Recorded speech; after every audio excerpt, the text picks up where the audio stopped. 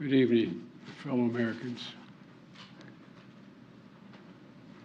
I had hoped when I became president I would not have to do this again. Another massacre, Uvalde, Texas, an elementary school.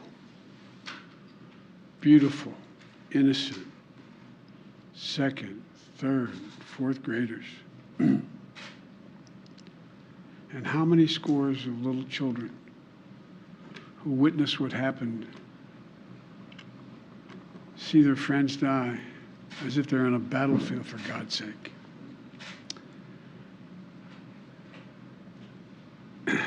They'll live with it the rest of their lives. There's a lot we don't know yet. There's a lot we do know. The parents who will never see their child again, never have them jump in bed and cuddle with them. Parents who will never be the same. To lose a child is like having a piece of your soul ripped away. There's a hollowness in your chest. You feel like you're being sucked into it and never going to be able to get out. Suffocating. And it's never quite the same. It's a feeling shared by the siblings and the grandparents and the family members and the community that's left behind. Scripture says, Jill and I have talked about this in different contexts, in other contexts. The Lord is near to the brokenhearted and saves the crushed in spirit. So many crushed spirits. So tonight, I ask the nation to pray for them. Give the parents and siblings the strength in the darkness they feel right now. As a nation, we have to ask, when in God's name are we going to stand up to the gun lobby? When in God's name we do what we all know in our gut needs to be done?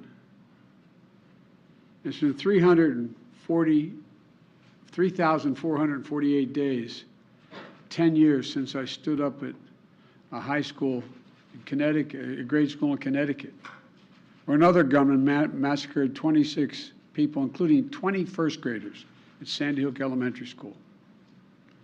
Since then, there have been over 900 incidents of gunfires reported on school grounds. Marjorie Stoneman Douglas High School in Parkland, Florida. Santa Fe High School in Texas. Oxford High School in Michigan. The list goes on, and the list grows when it includes mass shootings at places like movie theaters, houses of worship, as we saw just 10 days ago, at a grocery store in Buffalo, New York. I am sick and tired of it. We have to act. And don't tell me we can't have an impact on this carnage. I spent my career as a senator and a vice president working to pass common sense gun laws. We can and won't prevent every tragedy, but we know they work and have positive impact. When we passed the assault weapons ban, mass shootings went down. When the law expired, mass shootings tripled. The idea that an 18-year-old kid can walk into a gun store and buy 2 assault weapons is just wrong. What in God's name do you need an assault weapon for except to kill someone? Deer aren't running through the forest with Kevlar vests on, for God's sake. It's just sick. And the gun manufacturers have spent 2 decades aggressively marketing assault weapons, which make them the most and largest profit. For God's sake, we have to have the courage to stand up to the industry. Here's what else I know. Most Americans support common sense laws, common sense gun laws. I just got off a trip from Asia, meeting with Asian leaders. And I learned of this while I was on the aircraft. And what struck me on that 17-hour flight, what struck me was these kinds of mass shootings rarely happen anywhere else in the world. Why? They have mental health problems. They have domestic disputes in other countries. They have people who are lost. But these kinds of mass shootings never happen with the kind of frequency they happen in America. Why? Why are we willing to live with this carnage? Why do we keep letting this happen? Where in God's name is our backbone to have the courage to deal with it and stand up to the lobbies? It's time to turn this pain into action for every parent, for every citizen in this country. We have to make it clear to every elected official in this country. It's time to act. It's time for those who obstruct or delay or block the common sense gun laws. We need to let you know that we will not forget. We can do so much more. We have to do more. Our prayer tonight is for those parents lying in bed and trying to figure out,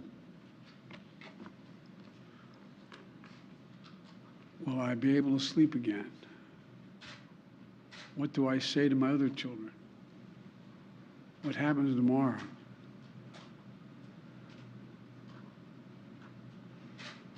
May God bless the loss of innocent life on this sad day.